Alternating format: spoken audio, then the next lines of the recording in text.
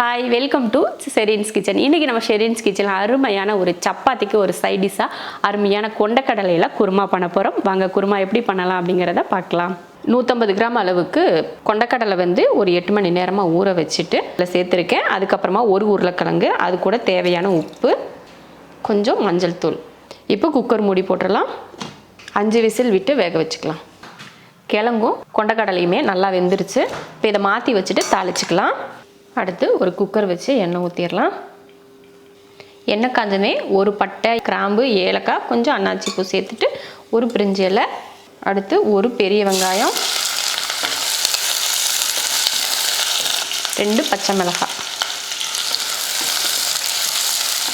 குருமாவுக்கு தேங்காய் அரைச்சிடலாம். நான் இதில் 1/4 மூடி தேங்காய் துருவி எடுத்திருக்கேன். அது கூட ஒரு 1/2 ஸ்பூன் அளவுக்கு சோம்பு சேர்த்துடலாம்.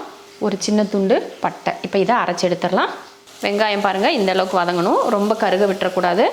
இல்லை ஒரு 1/2 ஸ்பூன் அளவுக்கு இஞ்சி பூண்டு பேஸ்ட். அடுத்து ஒரு தக்காளி,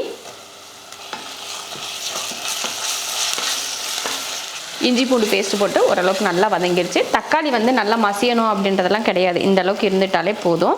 இப்போ கொஞ்சம் மசாலா சேர்த்துக்கலாம். மிளகாத்தூள் 1/2 ஸ்பூன், அடுத்து மல்லித்தூள் 1 ஸ்பூன் சேர்த்துக்கலாம். இதை போட்டு வதக்கிடலாம். மஞ்சள் தூள் போட்டு தான் நம்ம கடலை கொண்டக்கடலை வேக வச்சுருக்கோம், அதனால் எக்ஸ்ட்ரா சேர்க்க தேவையில்லை. இப்போ இந்த டைமில் நம்ம அரைச்ச தேங்காயை சேர்த்துடலாம். அடுத்ததாக வேக வச்ச கொண்டக்கடலையும் உருளைக்கிழங்கையும் சேர்த்துடலாம்.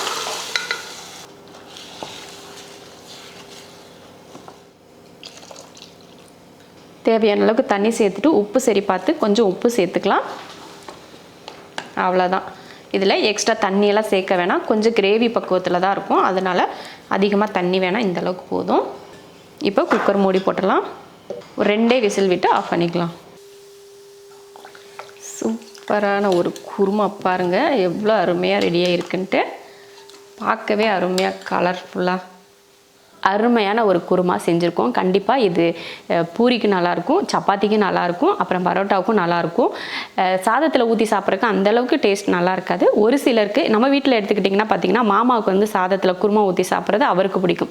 ஒரு சிலருக்கு பிடிக்கும், சிலருக்கு பிடிக்காது. அந்த மாதிரி உங்களுக்கு எதில் விருப்பப்பட்டு நீங்கள் அந்த குருமா செஞ்சு சாப்பிட்றீங்களோ அந்த மாதிரி நீங்களும் சாப்பிடுங்க.